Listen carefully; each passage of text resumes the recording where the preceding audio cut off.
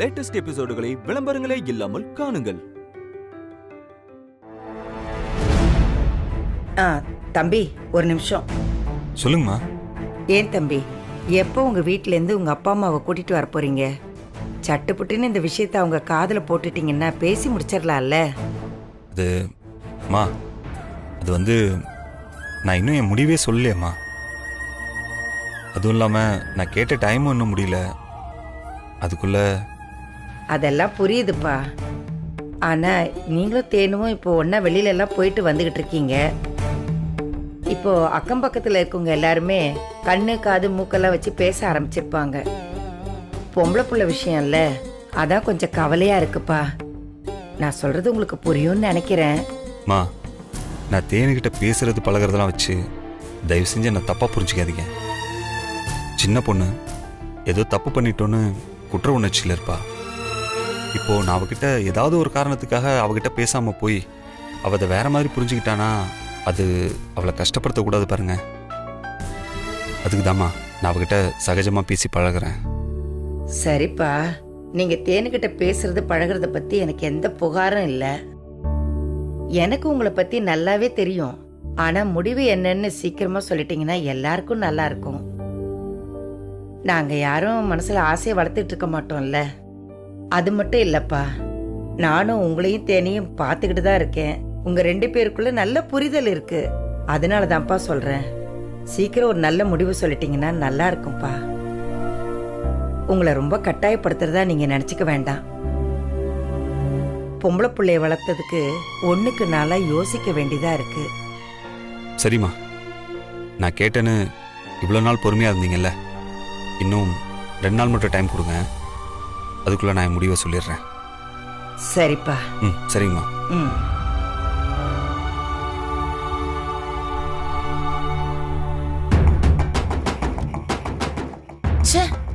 போயும் போயும் இவங்கிட்ட எல்லாம் போய் அண்ணி தொங்க வேண்டியதா இருக்கு.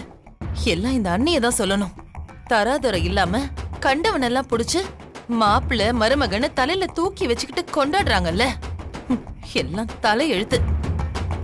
ஆனா ஒண்ணு நாகு, இவனை மட்டும் இந்த வீட்டு மாப்பிள்ளையா வர விட்டுறவே கூடாது.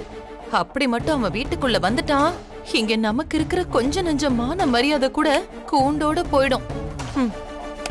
ஏதாவது ஒரு வலுவான சம்பவத்தை பண்ணி இவனை இந்த வீட்டு மாப்பிள்ளையா யாருமே யோசிக்க முடியாத அளவுக்கு சிறப்பா செஞ்சு விட்டுறணும்.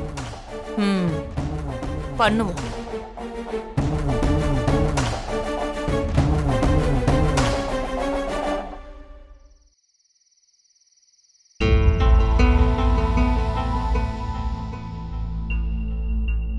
மாப்ள, என்ன மாப்ள இந்நேரத்துக்கு இங்க நின்று இருக்க?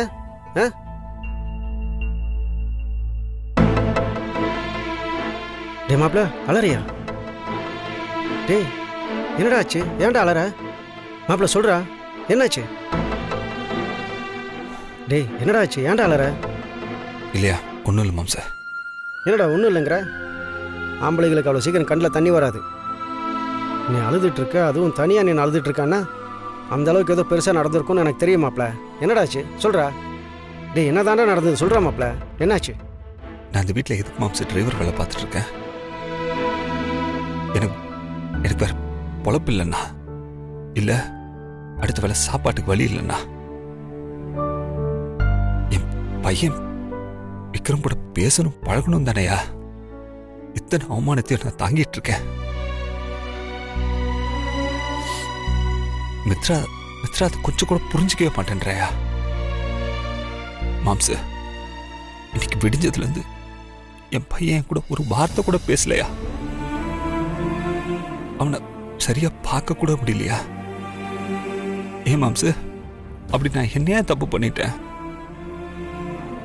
காலையில பசங்களை ஸ்கூல்ல கொண்டு போய் டிராப் பண்ணிட்டு வரலான்னு வண்டி எடுத்தேன். அதனால தேவையில்லைன்னு சொல்லி எனக்கு கார்ல இருந்து இறங்க சொல்லிட்டா. மத்தியானம் ஸ்கூலுக்கு கொண்டு போறதுக்கு லஞ்ச் பேக் எடுத்துட்டு வரா. நான் அவகிட்ட போய் என்கிட்ட குடுமித்ரான்னு கேட்குறேன். அதெல்லாம் ஒன்றும் தேவையில்ல, நீங்க உன் வேலையை பாருங்கன்னு மூஞ்சில் அடிச்ச மாதிரி சொல்லிட்டு போயிட்டாயா? சரி, அதெல்லாம் பரவாயில்ல. ஈவினிங் விக்ரம் ஸ்கூல் முடிச்சோன்னா வீட்டுக்கு வருவான்னு வெயிட் பண்ணிட்டு இருந்தேன். அது நல்லா தெரிஞ்சுக்கிட்டு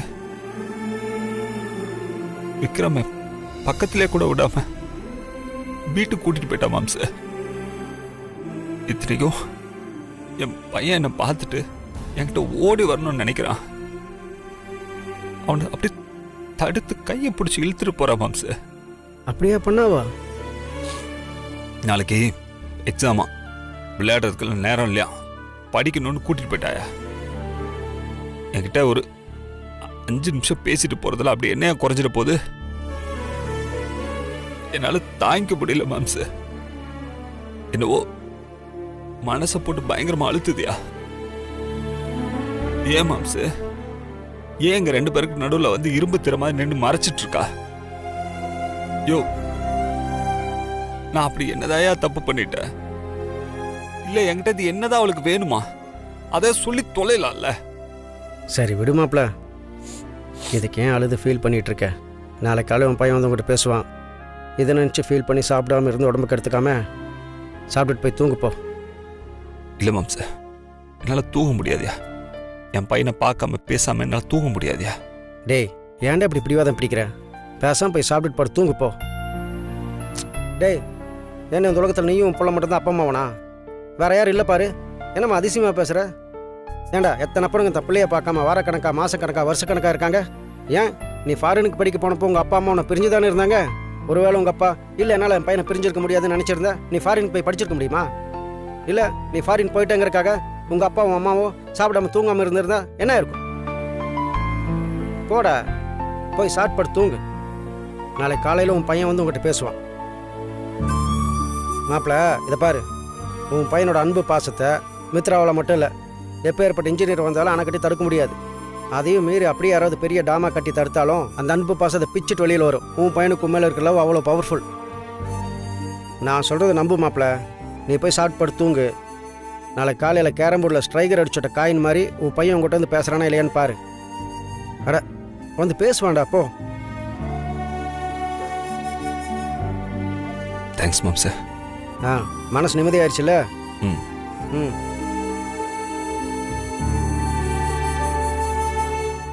ஏதோ 4 வார்த்தை நான் ஆறுதலாக சொன்ன உடனே மாப்பிள்ளை மனசு லேசாகி போயிட்டான்.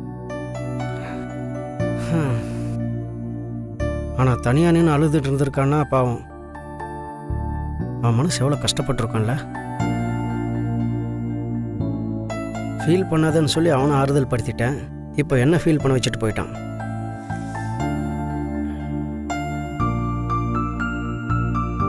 இதுக்கு நம்மளாலே இவன் மாதிரி கண்ணீரெல்லாம் விட்டு அழுதுட்டு இருக்க முடியாது. அதுக்கு நம்மக்கிட்ட வேற மருந்து இருக்கு.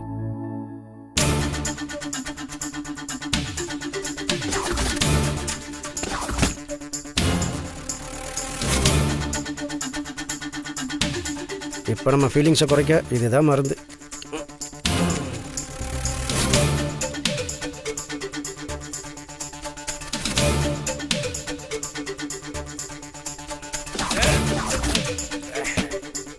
மித்ரா, என் மாப்பிள்ளை தனியை நல்லா வச்சுட்டே இல்லை. வேற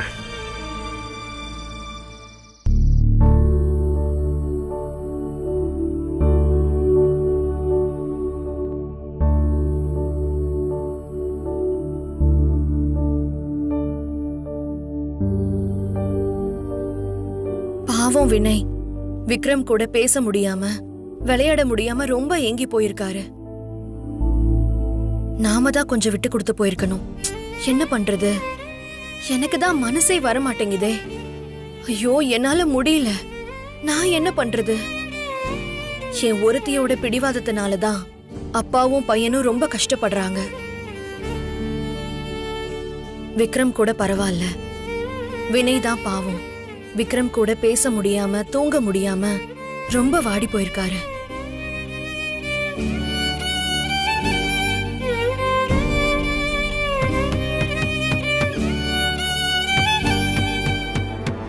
இந்த நேரத்துல யார் வந்திருக்கா?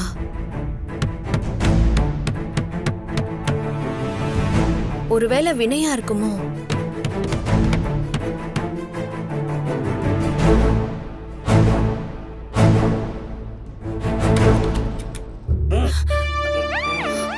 நீங்களா?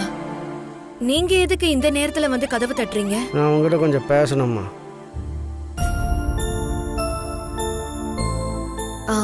இப்ப பேச முடியாது மாமா.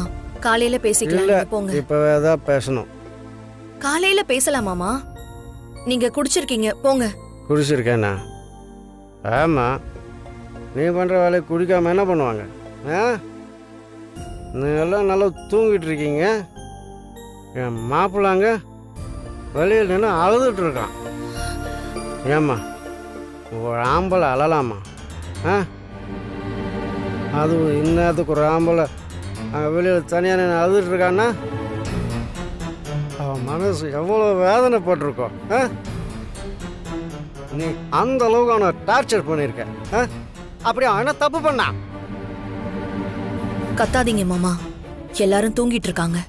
யாருக்காவது கேட்டுருச்சுன்னா பிரச்சனை ஆயிடும். பேசாம போங்க. எதுவா இருந்தாலும் காலையில பேசிக்கலாம் மாமா. போங்க. ஆ, நான் இப்போவே தான் பேசணும். ஏம்மா மித்ரா, வினய் எப்படி வாழ்ந்தவன் தெரியுமா? அவன் ரேஞ்ச் என்ன தெரியுமா? ஆ, அவன் இங்கே வந்து டிரைவரை வேலை பார்த்து கஷ்டப்படுறது யாருக்காக? உனக்காக தானே. ஆ, நீ செத்து போயிட்டு தான் நினச்சி ஒரு நட மூலமாக வாழ்ந்துட்டு இருந்தவன் நீ உயிரோடு இருக்கிறது தெரிஞ்சதுமே அவன் இங்கே வந்து உன்னை பார்த்துட்டு இருக்கிறத சந்தோஷம் நினச்சி வாழ்ந்துட்டு இருக்கான். அவனை நீ 2 நாளாக விக்ரம் கூட பேசக்கூடாது, பார்க்கக்கூடாதுன்னு டார்ச்சர் பண்ணிட்டு இருக்கீங்கள? ப்ளீஸ் மாமா, உங்களை கெஞ்சி கேக்குறேன். தயவு செஞ்சு போயிடுங்க மாமா. கார்த்திக் சாருக்கோ காந்திமதி அம்மாக்கோ தெரிஞ்சா ரொம்ப பிரச்சனை ஆயிடும் மாமா. ப்ளீஸ் மாமா, போங்க. சரி, போகிறேன்.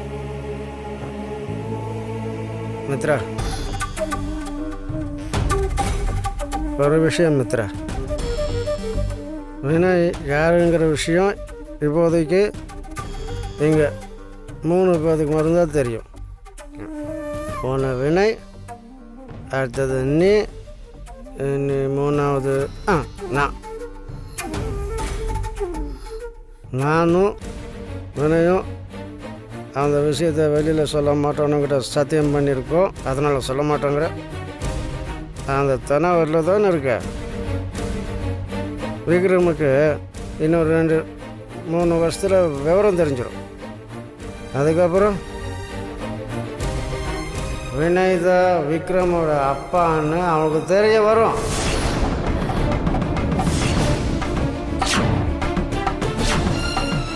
கண்டிப்பாக தெரியும். அப்போ என்ன பண்ணுவேன்? அங்கிள்னு வினயை கூப்பிடும்போதே வினய் மேலே எவ்வளோ பாசம் காட்டுறான்னு, வினய் தான் அவனோட அப்பான்னு அவனுக்கு தெரிய வருதுன்னு வச்சுக்கோ. வினய்க்காக அவன் அப்போ என்ன வேணா பண்ணுவான். அப்படின்னால தடுக்க முடியுமா? அப்போ சொல்ல முடியுமா வினய் கூட பேசக்கூடாது, பழக்கூடாதுன்னு?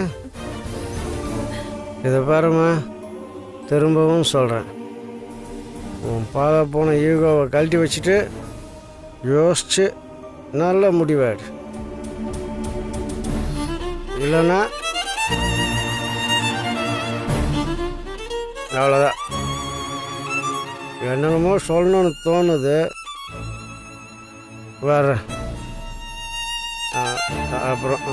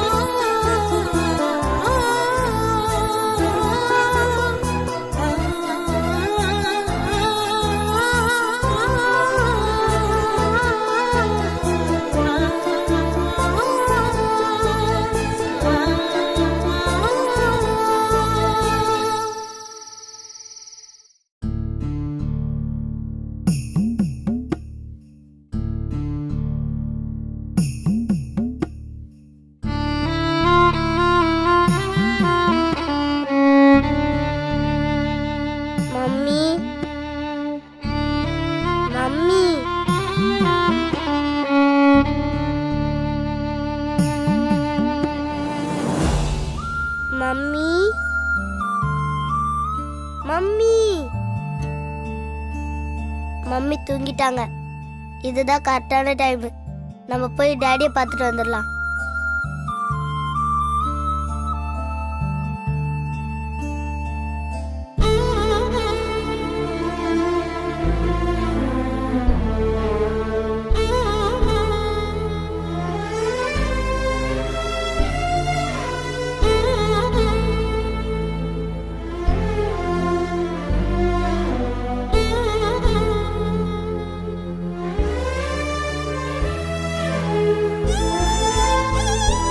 அப்பா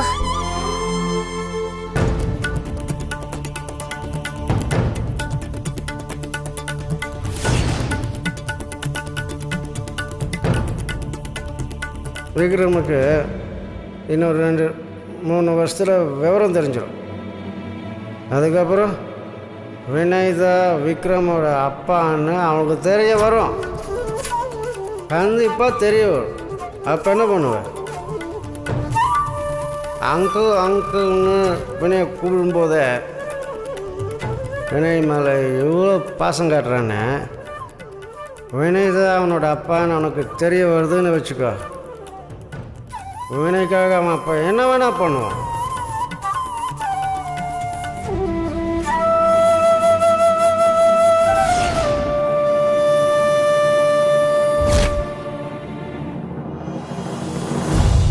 தேங்க்ஸ் சாமி, ரொம்ப ரொம்ப தேங்க்ஸ்.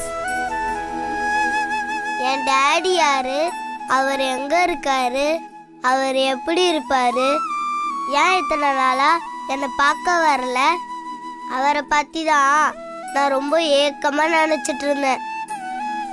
மம்மி கிட்ட டாடியை பத்தி கேட்டா உனக்கு டேடிலாம் கிடையாது, மம்மி மட்டும்தான் சொல்லுவாங்க.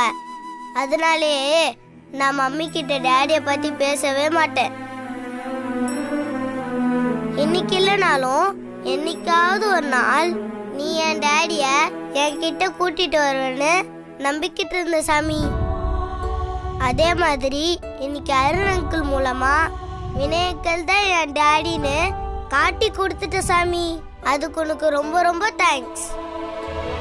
ரொம்ப நாள் வெயிட் பண்ண வைக்காம என் டாடிய என்கிட்ட கூட்டிட்டு வந்ததுக்கு ரொம்ப ரொம்ப தேங்க்ஸ் சாமி. என் ஃப்ரெண்ட்ஸ் எல்லாம் என்கிட்ட உன் டாடி யாரு உன் டாடி யாரு கேட்கும்போது எனக்கு என்ன பதில் சொல்லணும்னு தெரியாம அழுகழுகியா வரும் சாமி. இனிமேல் அப்படி நடக்காது. என் ஃப்ரெண்ட்ஸ் கிட்ட வினயங்கர் தான் என் டாடின்னு ஹாப்பியா சொல்லுவேன். கிளாஸ் டீச்சர் ஸ்டூடெண்ட்ஸ்க்கெல்லாம் அவங்க அப்பா தான் ரோல் மாடல், அவங்க தான் ஹீரோன்னு சொன்னாங்க. அதனால என் டாடியை நான் தேடிக்கிட்டு இருந்தேன். இப்போ வினயங்கள் தான் என்னோட டாடின்னு தெரியும் போது ரொம்ப ரொம்ப சந்தோஷமா இருக்கு சாமி. இருந்தாலும் வினயங்கள் தான் என் டாடின்னு மம்மி ஏன் என்கிட்ட சொல்லாம மறைச்சாங்க? மம்மிக்கும் டாடிக்கும் ஏதாவது பிரச்சனையா சாமி? வினயங்கள் தான் என்னோட டாடின்னு எனக்கு தெரிஞ்சிடுச்சுன்னு மம்மிக்கு தெரிஞ்சா என்ன பண்ணுவாங்க? என்னையும் பேச விடாம பண்ணிடுவாங்களா? ஏதாவது பிரச்சனை ஆயிடுமா? சொல்லு சாமி, ஏதாவது பிரச்சனை ஆயிடுமா?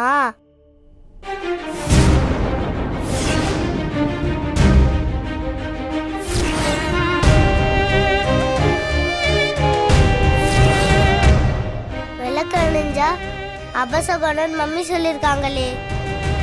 அச்சோ, அபசகுணமா இருக்குமோ? ஏதாவது பிரச்சனை ஆயிடுச்சா சாமி? அதனால தான் விளக்கு அணைஞ்சிருச்சா? வினயங்கள் தான் என் டாடின்னு நான் யாருக்கிட்டயும் சொல்லக்கூடாதா? நீ சொல்ற மாதிரியே நான் யாருக்கிட்டயும் சொல்லாம என் மனசுக்குள்ளேயே வச்சுக்கிறேன். மம்மிக்கும் டாடிக்கும் என்ன பிரச்சனைன்னு தெரியல சாமி. அது என்னன்னு கண்டுபிடிச்சி என் மம்மியும் டாடியும் நான் சேர்த்து வைப்பேன் சாமி. நீ தான் எனக்கு துணையா இருந்து எனக்கு உதவி பண்ண சாமி. செய்வியா சாமி? நீ எனக்கு ஹெல்ப் பண்ணுவியா?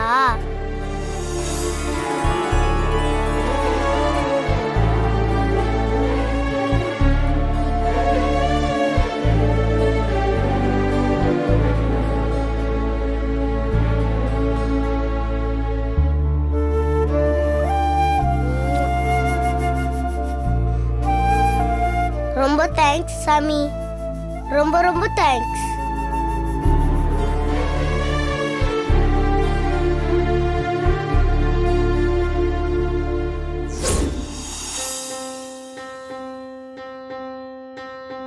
தெய்வங்கள் எல்லாம் தோற்றே போகும் தந்தை அன்பின் முன்னே, தாலாட்டு பாடும் தாயின் அன்பும் தந்தை அன்பின் பின்னே.